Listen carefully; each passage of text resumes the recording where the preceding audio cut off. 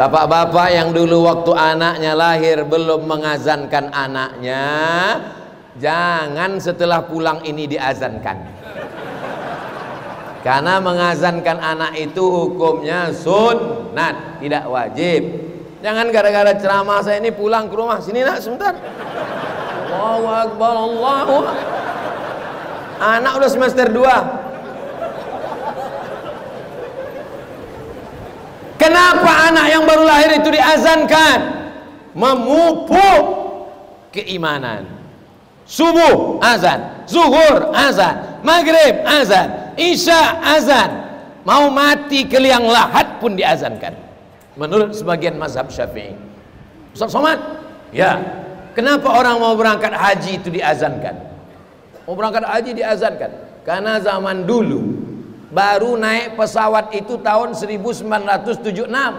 Sebelum itu orang naik kapal laut, berangkat 3 bulan, pulang 3 bulan, di Makkah sebulan, 7 bulan baru balik. Banyak yang berangkat mati di tengah laut. Itu maka diazankan. Yang tua-tua berangkat meninggal, maka sama seperti melepas jenazah. Itu maka diazankan. Yang muda-muda berangkat, pulang lajang, balik bubini. Ketemu jodoh di kapal laut.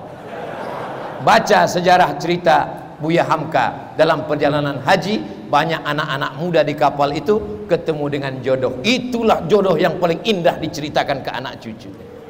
Kakek, datuk, dulu ketemu dengan nenek di mana? Di kapal laut. Kita akan berangkat ke tanah suci Makkah. Setelah pulang haji mabrur, itulah ayah kau anak kami yang pertama. Indah. Nenek, gimana dulu ketemu dengan datuk? Kami naik kapal laut, berkenalan dengan ayahmu, pulang, nikah, punya anak. Itulah mak kau anak yang pertama. Kami kasih namanya Safina. Apa arti Safina? Kapal laut. Sekarang anak muda tak bisa bercerita indah dengan anak-anaknya. Ayah, iya, gimana ketemu dengan emak dulu? Tak usah kau tanya, kami ditangkap security. Jamaah yang dimuliakan Allah Subhanahu wa taala, buatlah cerita yang indah supaya cerita itu akan indah pada masanya, diceritakan untuk anak cucu. Termasuklah yang hadir malam ini akan pulang ke rumah membawa cerita keimanan yang penuh dengan keindahan insyaallah. Ayah, gimana ketemu dengan emak dulu? Waktu itu ada pengajian di Masjid Al Istiqomah. Pas pulang pengajian, sendal hilang. Pas kami lagi mencari-cari, belaga kepalaku dengan kepala emakmu itu. Pas kami memandang, itulah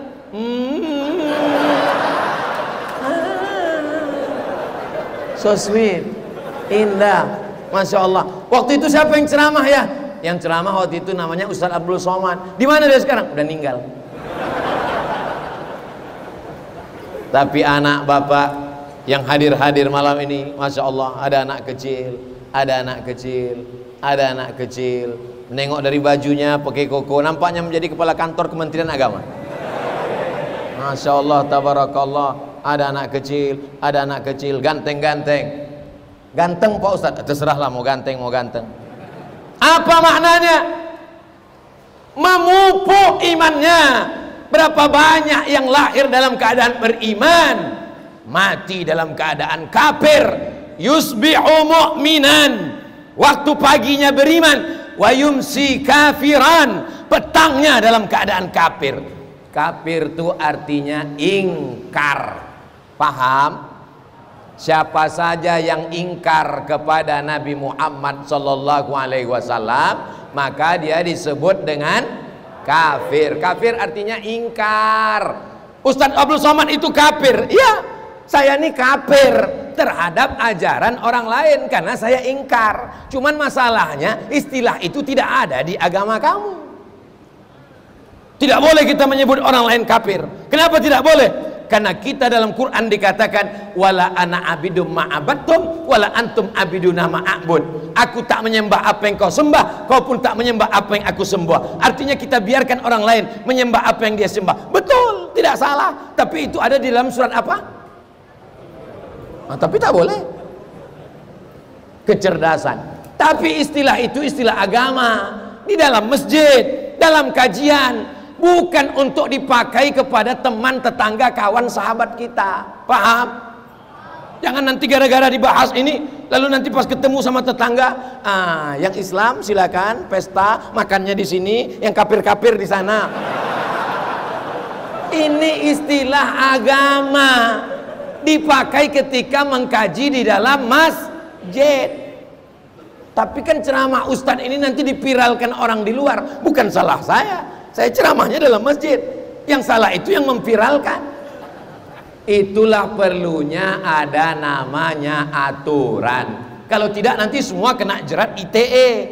Kita ini masih gagap tentang masalah teknologi. Siapa yang membuat aturan itu? Payung hukumnya ada di DPR RI. Untuk perda DPRD Kabupaten, DPRD Kota, DPRD Provinsi. Jadi memupuk iman sesuai dengan kemampuan masing-masing. Ustadz Abdul Somad memupuk iman, khutbah, ceramah, tausiah, tablik akbar. Tapi anggota DPD, DPR RI, DPD Provinsi, DPD Kabupaten, DPRD Kabupaten Kota, mereka tidak ceramah. Mereka cukup hadir sidang paripurna, sidang anggota legislatif, mengeluarkan peraturan-peraturan daerah untuk kabupaten, kota, provinsi, undang-undang untuk skala nasional. Itu adalah jihad. Untuk apa? Memupuk keimanan. Bisa dipahami? Anak-anak kita ini nanti akan ada yang jadi anggota DPR RI. Amin. Mereka mengeluarkan undang-undang. Undang-undang apa? 20% APBN untuk pendidikan. Sudah atau belum? Sudah. Tapi alokasi untuk pondok pesantren, untuk tahfiz Quran, untuk pembangunan masjid, bupati, gubernur tidak berani berbuat apa-apa menolong agama.